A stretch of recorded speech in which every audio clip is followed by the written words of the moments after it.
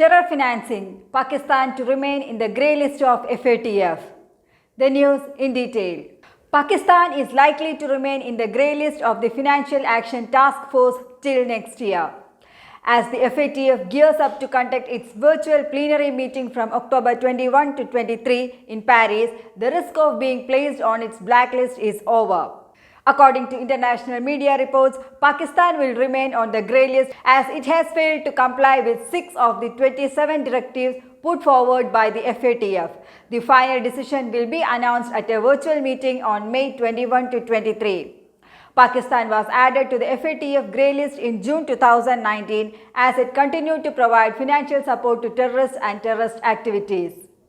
Pakistan will get retaliated, including the failure to take action against global terrorist Jaish-e-Mohammed leader Masood Azhar and Jamaat-ud-Dawa leader Hafiz Syed. The ban was extended again at a meeting in Paris last October. The FATF is proposing 27 items as part of the lifting of the ban. According to media reports, Pakistan has taken action in connection with money laundering only. Pakistan had released 4,000 of the 7,600 listed terrorists under Schedule 4 of the Anti-Terrorism Act. The order to take action against Masood Azhar and Hafiz Syed was not complied with. If Pakistan stays on the grey list again, it will be difficult to get financial assistance from the IMF and the World Bank. The global watchdog for money laundering and terror financing will thoroughly review Islamabad's efforts in fulfilling the global commitments and standards in the fight against money laundering and terror financing.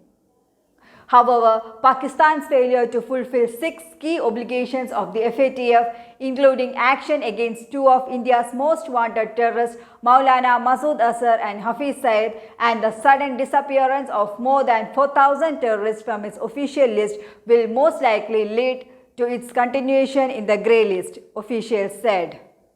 Shahid Hafiz Chowdhury, spokesperson for the Pakistan Foreign Ministry, has stated that the FATF action plan has been implemented since 2018 and significant progress has been made in this regard. He also added that the process of FATF is ongoing.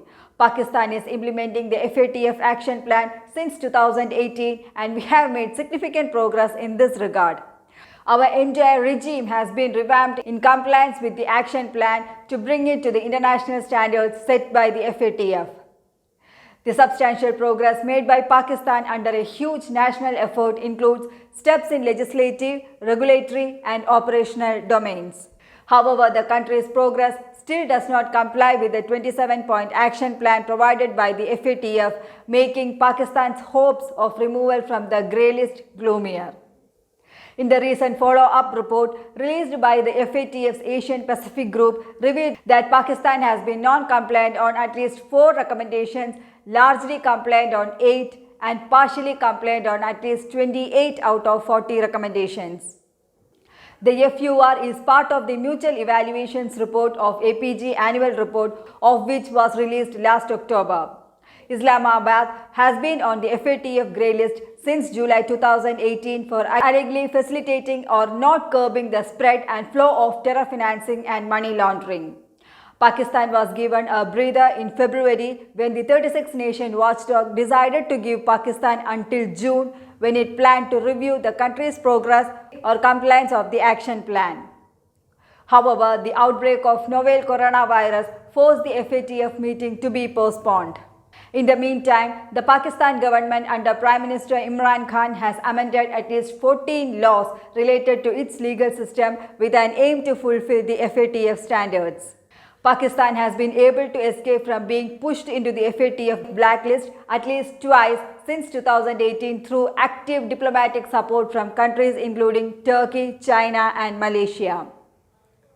It is expected that Pakistan will be eyeing the same countries to come out in its support as it would try to gain more time and guarantee complete compliance with the FATF action plan. FATF has also acknowledged Pakistan's political commitment and the progress made by us in a number of areas in the action plan, said Pakistan Foreign Ministry spokesperson Mr. Chowdhury. News Desk, Karma News.